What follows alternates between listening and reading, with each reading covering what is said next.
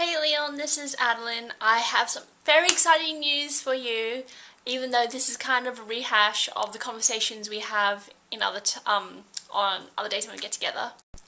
So as you know, I'll be going to Thailand in a few weeks. So I've given myself a bit of a challenge for this year in regards to language learning. By the end of 2017, I intend to reach C1 fluency in Mandarin, B1 or B2 fluency in Japanese, and probably B1 fluency or A2 for Thai. So what are these funny little ranking things Alan, what are these funny little ranking things you're talking about? I hear you say, Leon. Okay, so there's this thing called the CEFR system or something around that, but it's a European grading system on how well you can speak a language. And I intend to reach certain levels of fluency, like they measure your fluency and your mastery of a language. And the thing is, I'm not aiming for almost native fluency, but I'm aiming for one which allows me to communicate. I love languages. One of the things I find really incredible about languages is how diverse they can be.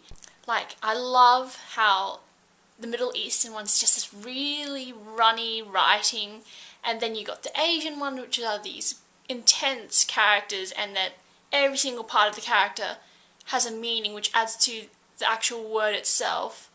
And also European languages as well, because they incorporate the same alphabet and the same writings and symbols and stuff, but then when they're said so differently and stuff, and that's just incredible. And so that's why I've taken upon myself this year to master the Asian languages, that being Chinese, Japanese, and Thai. I think Thai would have to be on my priority list because I'll be going in January, and before I go, I want to be able to reach A2 mastery, maybe a lower B1 if it's possible. I'm pretty sure it's possible because I mean I have this. If that kind of helps. And from that book, I think it's such a useful book. I read it in the past few days, and yeah, it's going to be really helpful in speeding up my language capacity, my language learning.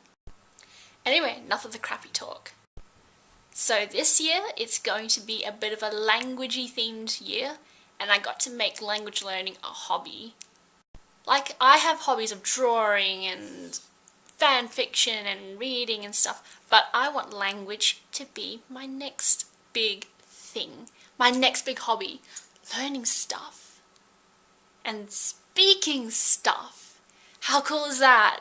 So, my challenge this year will be to speak some foreign languages and not be ashamed of making funny mistakes and broken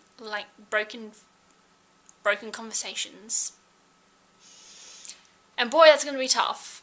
Especially the first few weeks, it's going to be so tough because reasons, limited vocabulary, the embarrassment of making mistakes, the random word you don't know what it means and you think it's important and it does turn out to be important.